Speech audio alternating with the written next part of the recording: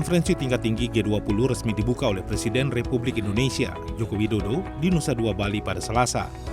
PT PLN Persero memastikan seluruh kebutuhan listrik terpenuhi sehingga rangkaian acara berjalan lancar. Direktur Utama PT PLN Persero, Darmawan Prasojo, memimpin langsung siaga kelistrikan di Nusa Dua. Kita sudah persiapkan semua berjalan dengan aman, transmisi berjalan dengan aman, pasokan listriknya juga aman, termasuk kebutuhan energi primernya maupun itu gas, batu bara maupun BBM-nya juga aman, sehingga kondisi sistem kelistrikan untuk mendukung G20 kita nyatakan aman.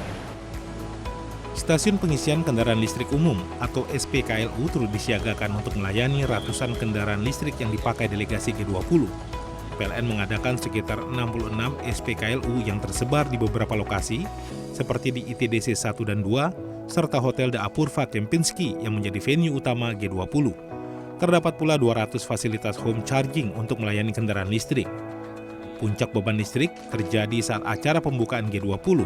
PLN memfasilitasi dengan listrik tanpa kedip. Kita sudah siap semuanya dan pasokan listriknya sudah berlapis. Dan untuk itu, baik itu dari venue misalnya di Apurva, sudah ada UPS-nya sehingga tidak akan ada kedip. Kemudian ada pasokan penyulangnya itu berlapis 4. Jadi kalau ada gangguan satu bisa langsung bergeser ke penyulang yang lain 4 lapis. Kemudian masih ada 2 genset di belakang itu, sehingga bagaimana kita membangun suatu sistem kelistrikan yang sangat andal. Pantauan CNN Indonesia, kendaraan roda 2 dan roda 4 yang digunakan delegasi dan tamu negara seluruhnya menggunakan mobil listrik. Suara kendaraan listrik pun nyaris tak terdengar. Hanya suara sirine dan rotator saja yang terdengar saat iring-iringan mengantarkan kepala negara maupun delegasi G20 ke tempat tujuan.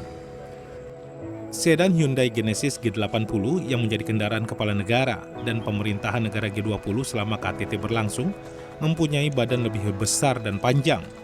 Sedang mobil Hyundai Ioniq 5, jenis sedan yang menjadi kendaraan pengawalan mempunyai bodi lebih kecil dan lebih pendek.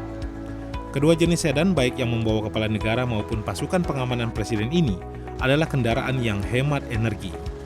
Biaya pemakaian energinya jauh lebih murah dibandingkan dengan menggunakan energi dari bahan bakar minyak atau bahan bakar yang berasal dari fosil.